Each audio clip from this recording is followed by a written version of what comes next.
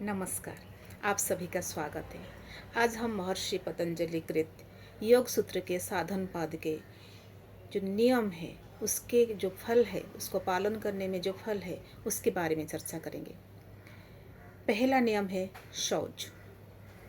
शौच का मतलब था शुद्धि, आंतरिक और बाह्यिक शुद्धि।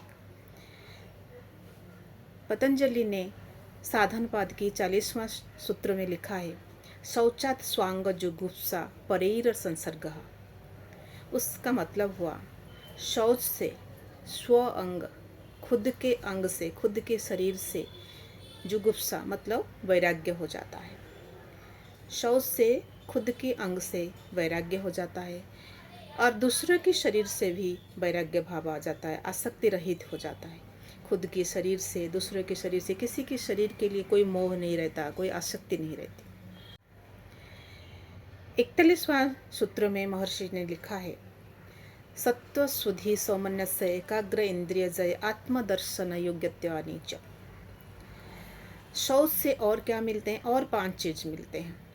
सत्व शुद्धि, सत्व शुद्धि का मतलब होता है बुद्धि की शुद्धि हो जाती है, अंतकरण की शुद्धि हो जाती है। अंतकरण में मन, बुद्धि, अहंकार तीनों आते हैं, तो अंतकरण की शुद्धि हो जाती है। सौमनस्य, मन में प्रसन्नता भाव आता है, चित्त में एकाग्रता का भाव आता है, इंद्रिय जय होता है और आत्म साक्षात्कार हो जाता है। आत्मदर्शन की योग्यता आ जाती है, खुद को देखने का।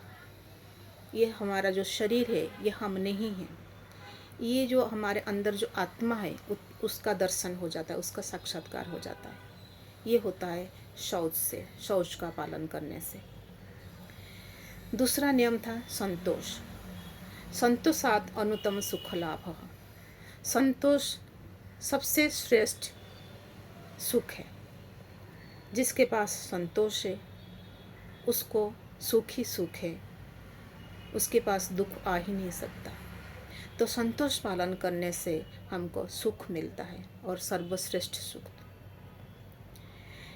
43वां सूत्र में महर्षि पतंजलि ने कहा है, कायेन्द्रिय सिद्धि शुद्धि क्षया तपसः।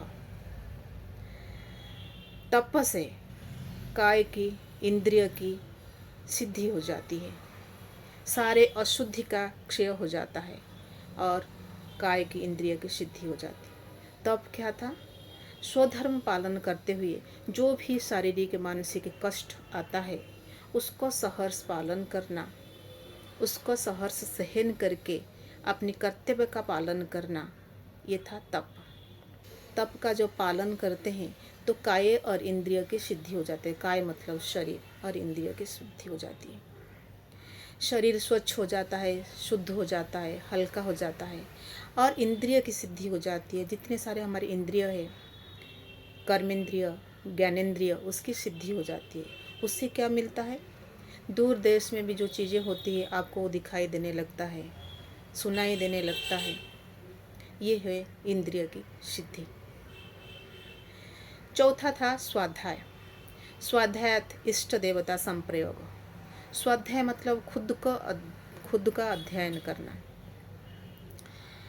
जो शास्त्र है, पुराण है, जिसमें और कर्म और अकर्म की विधि लिखी हुई है, ऐसे शास्त्र पुराण को पढ़ना, खुद का अध्ययन करना, ये था स्वाध्याय।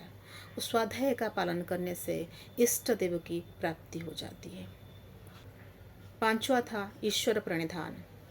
समाधि सिद्धि ईश्वर प्रणिधानात्। ईश्वर प्रणिधान से समाधि की सिद्धि होती है।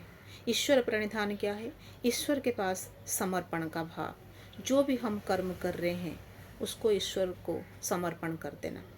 जो योगी होता है वो अपना कर्म ही करता है, वो परिणाम का चिंता नहीं करता, उसके परिणाम का चिंता ईश्वर ही करते हैं, उसकी सिद्धि में ईश्वर ही सहायता करते हैं। जो भी समाधि सिद्धि के लिए विघ्न आता है, ईश्वर उस विघ्नों को नष्ट करके योगी को समाधि की सिद्धि कराते हैं। ये सारे 5 नियमों के फल हैं। आज के लिए इतना है, मिलते हैं नेक्स्ट वीडियो में, तब तक के लिए नमस्कार।